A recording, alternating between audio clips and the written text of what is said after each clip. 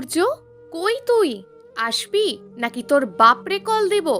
Turjo call receive করতেই ওপাশ থেকে আলো কথাগুলো বলে উঠল। তুর্য কিছু না বলে বিরক্ত হয়ে কল কেটে দেয়।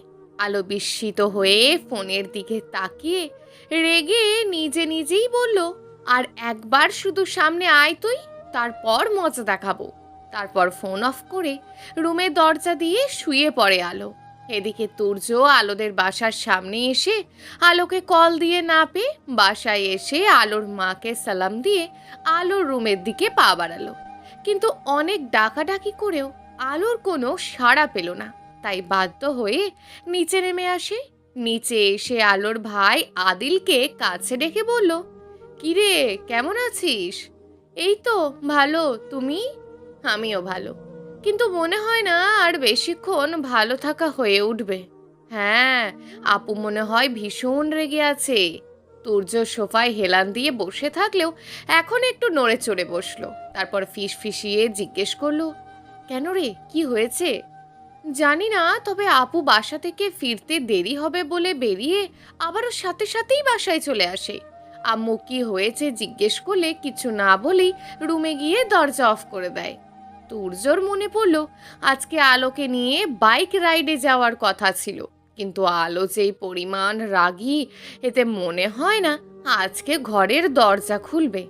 আলো এবং তুর্যের বাবা তাফসির আহমেদ ও আমজাদ চৌধুরী দুজন খুবই ভালো বন্ধু, যেন এক আত্মার দুই প্রাণ। তারা একে অপরকে ছাড়া কোনো কিছুই কল্পনাও করতে পারে না। সেই স্কুল জীবন থেকে পড়াশোনা, খেলাধুলো, এমনকি ব্যবসার ক্ষেত্রেও দুজন একে অপরকে সর্বদাই সাহায্য করে, পাশে থাকে। তাফসির আহমেদ এবং আমজাদ চৌধুরীর ইচ্ছে তুর্য এবং আলোকে বিবাহ বন্ধনে আবদ্ধ করতে, কিন্তু তুর্য আর আলোর মধ্যে সাপ নেউলের সম্পর্ক। সারাক্ষণ ঝগড়া লেগেই থাকে। দিনে একবারও নিচে নামেনি আলো। সারাদিন নিজেকে গৃহবন্দী করেই কাটিয়েছে।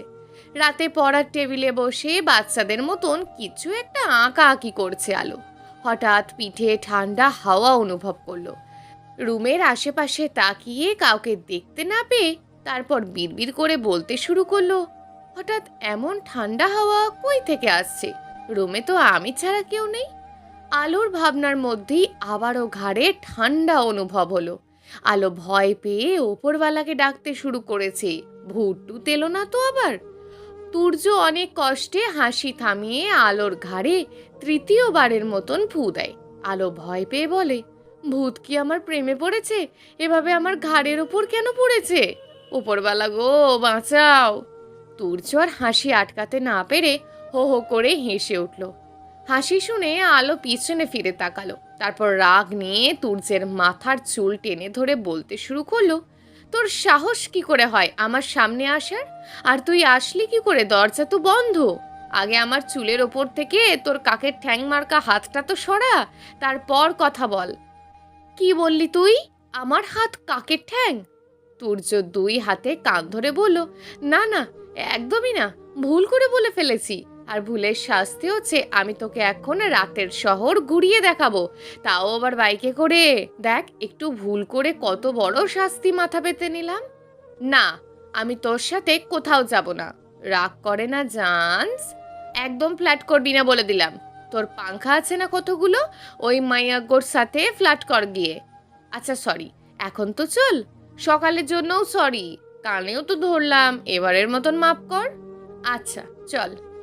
আলো এবং তুর্যের বাবা প্ল্যান করে ওদের সব বন্ধুদেরকে ঘুরতে পাঠায়। ওদের সব বন্ধুদের সব খরচও আমজাদ চৌধুরী এবং তাফসির আহমেদই বহন করে। এই সব কিছু তুর্য জানলেও আলো জানে না। আলোর ধারণা সব বন্ধুরা পড়াশোনা করে চাকরি করছে, কেউ কারোর সাথে দেখা করার সুযোগই হয়ে ওঠে না আজকাল। তাছাড়া সবারই বিয়ে হয়ে গেছে, তারা নিজ নিজ সংসার সামলাতে ব্যস্ত। এখনো বিয়ে হয়নি শুধু আলো, তুর্য আর ওদের এক বান্ধবী স্নেহা। ফ্রেন্ড সার্কেলের সবাই জানে তুর্য আলোকে প্রচণ্ড রকমের ভালোবাসি, কিন্তু আলোর সেদিকে কোনো খেয়ালই নেই। তুর্য ভয়ে বলতেও পারে না কিছু। আলোর সেই এক কথা, সে জীবনেও বিয়ে করবে না। বিয়ে, প্রেম, ভালোবাসা এগুলো নাকি তার কাছে আজরাইয়ের ঝামেলা মনে হয়।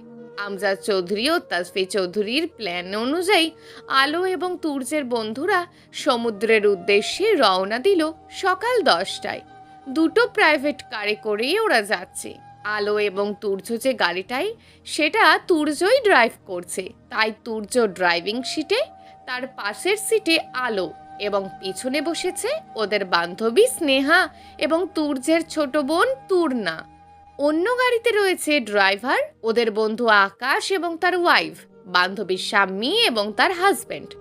আলো কোলাহল প্রেমী মানুষ, চুপচাপ থাকতে তার ভালো লাগে না, কিন্তু গাড়িতে সবাই কেমন চুপ করে বসে আছে, যেটা আলোর একদমই ভালো লাগছে না।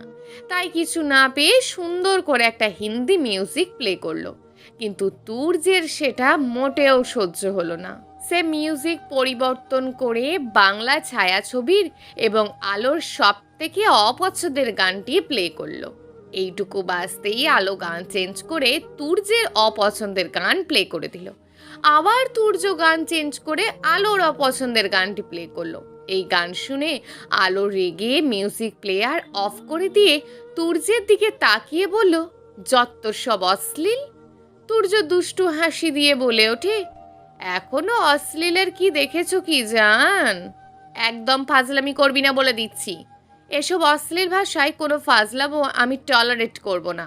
তুর্য কিছু না বলে স্নেহার দিকে তাকিয়ে ন্যাকামি করে বলল, স্নেহ বেবি, টিস্যু দাও তো গো, চরিত্রের রোদের যা তাপ, একেবারে ঘেমে শেষ হয়ে যাচ্ছি প্রায়। স্নেহা কিছু না বলে ব্যাগ থেকে টিস্যু বের করে তুর্যের হাতে দেয়। আলোর মুখে রাগের লাল বর্ণ ধারণ করেছে, কিন্তু ও সেটা প্রকাশ না করে বাইরের দিকে তাকিয়ে কিছু একটা ভাবছে। এটা বাহির থেকে ও বোঝাতে চাইলেও তুর্য আর চোখে ওকে দেখে যা বোঝার তা বুঝে নিয়েছে। আলোর কেন জানি স্নেহাকে গাড়ি থেকে বের করে দিতে ইচ্ছে করছে। মনে মনে ভাবছে, তুর্য আর স্নেহা কি রিলেশনে আছে? হয়তো তাই, কিন্তু আমায় কিছু বললেও না তুর্য। বাহ, বেশ তো। পরক্ষণেই আবার মনের মধ্যে কপট রাগ নিয়ে নিজে নিজেই বলল, যা ইচ্ছে করুক ওরা, আমার কি।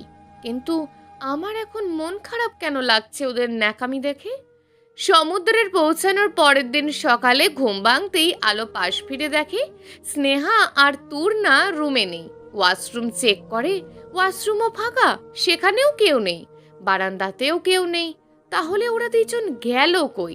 আলো ফ্রেশ হয়ে বাইরে বেরিয়ে আশেপাশে কোথাও খুঁজে না পেয়ে সমুদ্রের তীরের দিকে পা বাড়ায়। সেখানে গিয়ে তুর্যের এক পাশে তুর্যের বোন তুর্না আর এক পাশে স্নেহা, দুজনেই তুর্যের হাত ধরে রেখেছে। তুর্য আর স্নেহা এবার হাতে হাত ধরে দাঁড়িয়েছে। আকাশ ওদের ছবি তুলে দিচ্ছে। এটা দেখে হুট করেই আলোর ভিতরটা কেমন মোচড় দিয়ে ওঠে। দু চোখ বেয়ে গরম পানি গড়িয়ে পড়ে। তুর্য পিছনে ফিরে আলোর দিকে তাকিয়ে দেখে আলোর চোখে পানি। সাথে সাথেই স্নেহার হাত ছেড়ে আলোর সামনে গিয়ে জিজ্ঞেস করে, কি হয়েছে? কাঁদছিস কেন? কোথাও ব্যথা পেয়েছিস? আলো কিছু না বলে ঠাস করে তুর্যের গালে এক থাপ্পড় বসিয়ে দেয়। থাপ্পড়টা এতটাই জোর লাগে যে তুর্যের মাথা একদম পিছনে ঘুরে যায়। তুর্য অবাক হয়ে একবার তাকিয়ে আবারও কৌতূহলী কণ্ঠে জিজ্ঞেস করে, মারছিস কেন?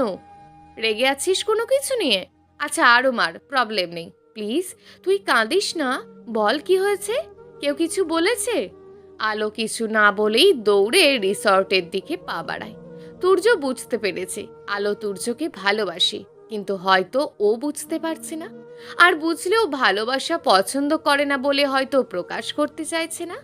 তুর্যর সামনে তাকিয়ে দেখে আলো কোনো কিছুতে ধাক্কা খেয়ে পড়ে গেছে, মাথাতে ব্যথাও পেয়েছে, রক্ত বের হচ্ছে। তুর্য দেরি না করে দৌড়ে আলোর সামনে গিয়ে বসে পড়ে। কোনো কিছু চিন্তা না করেই স্নেহা আর তুর্নাকে আকাশ ও স্বামীর কাছে রেখে হাসপাতালের দিকে ছুটতে লাগলো। আশেপাশের কয়েকজনকে জিজ্ঞেস করে কাছেরই এক হাসপাতালে নিয়ে যায় আলোকে। জরুরি কেস দেখে তাড়াতাড়ি ডাক্তার আলোর মাথায় রক্ত বন্ধ হওয়ার ওষুধ দিয়ে ব্যান্ডেজ করে দেয়। এদিকে দরজার এপাশে দাঁড়িয়ে তুর্য ছটপট করছে। তুর্য বুঝতে পারছে ওর বুকে কেমন একটা ব্যথা অনুভব হচ্ছে। তুর্য জানে ছেলেদের অনেক স্ট্রং হতে হয়, তাদেরও কাঁদতে মানা, কিন্তু না চাইতেও তুর্যের চোখ দিয়ে পানি পড়ছে। ডাক্তার তুর্যকে এসে জিজ্ঞেস করলো, ওর বাসার কাউকে কি খবর দেওয়া যাবে? না না, আপনি যা বলার আমাকে বলতে পারেন। আলো ঠিক হয়ে যাবে তো ডাক্তার? ওর কিছু হয়ে গেলে আমাদের দুটো পরিবারই যে মরে যাবে। আঙ্কেল আন্টি আলোকে যতটা ভালোবাসি, আম্মু বাবাও যে ঠিক ততটাই ভালোবাসি ওকে। আর আমি কি করে থাকবো ওকে ছাড়া? প্লিজ ডাক্তার, আপনি আমার আলোকে সুস্থ করে দিন। পাগলের মতন এক নাগাড়ে কথাগুলো বলে তুর্য। ডাক্তার তুর্যের অস্থিরতা দেখে বুঝতে পেরে বলে, আপনি শান্ত হন। আসলে অনেকটা ব্লাড লস্ট হয়েছে তো, তাই এখন ওনার শরীরে ব্লাডের পরিমাণ একেবারেই কমে গেছে। এখন যদি ব্লাড দেওয়া না হয় তাহলে জীবনের ঝুঁকি বাড়তে পারে। আলো আর আমার ব্লাড সেম, আপনি যত ব্লাড লাগে আমার থেকে নিন। সত্যিই আপনাদের ব্লাড গ্রুপ সেম? হ্যাঁ, বিশ্বাস না হলে আপনি টেস্ট করে নিন, কিন্তু যা করার দ্রুত করুন। আমার আলোর কোনো ক্ষতি হলে আমি বাঁচতে পারবো না। পরদিন সকালে আলোর জ্ঞান ফিরতেই চিৎকার করে কাঁদতে শুরু করে আর তুর্যকে ডাকতে শুরু করে আলো। তুর্য আশেপাশেই ছিল, তাই আলোর কণ্ঠ শুনে দৌড়ে ছুটে আসে। তুর্য আসার পর আলো থেমে যায় আর তুর্যের দিকে তাকিয়ে থাকে। এদিকে আলোর চোখ বেয়ে পানি তো পড়ছেই। তুর্য কিছু না বলে আলোর পাশে বসে দুই হাতে আলোকে জড়িয়ে ধরে। আলো তুর্যের বুকে মাথা রেখে কেঁদেই যাচ্ছে। কেঁদে কেঁদে তুর্যের শার্ট ভিজিয়ে দিচ্ছে। হঠাৎ কান্না থামিয়ে বাচ্চাদের মতন ফুপিয়ে ফুপিয়ে বলে ওঠে, তুই স্নেহাকে ভালোবাসিস? কিন্তু আমাকে একবারও বললি না তো। কে বলল আমি স্নেহাকে ভালোবাসি? ভালো না বাসলে ও তোরা তো কেয়ার কেন করবে? তুর্য আলোর ঠোঁটে আগুন ছুঁয়ে বলল, একদম চুপ। আজে বাজে কথা বলবি তো মার খাবি। তুই ভালোবাসিস আমায়? আলো তুর্যের প্রশ্ন শুনে মাথা নিচু করে আবারও কাঁদতে শুরু করে। কি হলো, কাঁদছিস কেন? ভালোবাসিস? না, একটুও না। মনে মনে আলো বলল, ভালোবাসি তুর্য, আমি তোকে অনেক ভালোবেসে ফেলেছি। তোর সাথে অন্য কাউকে আমি কখনো মেনে নিতে পারবো না। ওকে, আমাকে ভালোবাসতে হবে না। আমি কাকে ভালোবাসি শুনবি না? আলো মাথা নেড়ে হ্যাঁ বোঝাতেই তুর্য এক হাতে আলোকে জড়িয়ে ধরে বলতে শুরু করে, আমি সেই ছোট থেকেই তোকে ভালোবাসি আলো। ছোটর সময় যখন তুই একটু ব্যথা পেতিস, তার চেয়ে দ্বিগুণ ব্যথা আমার অনুভব হতো।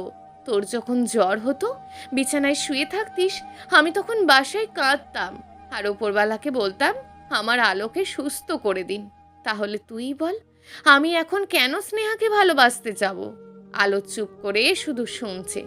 তুর্য একটু থেমে আবারও বলতে শুরু করে, তোকে ভালোবাসতে হবে না আমায়। আমি তোকে ভালোবেসে আগলে রাখবো, কখনো আলাদা হতে দেব না আমার থেকে। আমিও তোকে ভালোবাসি তুর্য। হ্যাঁ, ভালোবেসে ফেলেছি আমি তোকে, খুব খুব খুব বেশি ভালোবেসে ফেলেছি। আলোর কথা যেন তুর্যের বিশ্বাসই হচ্ছে না। অবাক হয়ে তাকিয়ে আছে। তুর্যের তাকানো দেখে আলো নিজের মাথাটা একদম তুর্যের বুকের কাছে নিয়ে গিয়ে বলল, চোখ সরা, এভাবে তাকিয়ে থাকলে আমার লজ্জা লাগে তো। তোর মতন গুন্ডি মেয়ের আবার লজ্জাও আছে? আমি অবাক, তুই লজ্জা পাচ্ছিস, আবার বলছিস আমাকে ভালোবাসিস। হায়, আমি জ্ঞান না হারাই। হ্যাঁ, আমি গুন্ডি, আর একবার ওই স্নেহার সাথে মাখামাখি করবি তো তোকে আমি খুন করে ফেলবো। আলোর কথা শুনে তুর্য আলোকে জড়িয়ে ধরে বলল, পাগলি একটা। প্রিয় দর্শক, যদি আজকের গল্পটি আপনাদের ভালো লেগে থাকে তাহলে ভিডিওটিতে অবশ্যই একটি লাইক করে আপনার মূল্যবান একটি কমেন্ট করুন। আর হ্যাঁ, চ্যানেলটিকে যদি সাবস্ক্রাইব করে না রাখেন তাহলে চ্যানেলটিকে অবশ্যই সাবস্ক্রাইব করে আমাদের পাশে থাকুন। দেখা হবে আগামীকালের নতুন এবং আকর্ষণীয় গল্প নিয়ে। ধন্যবাদ।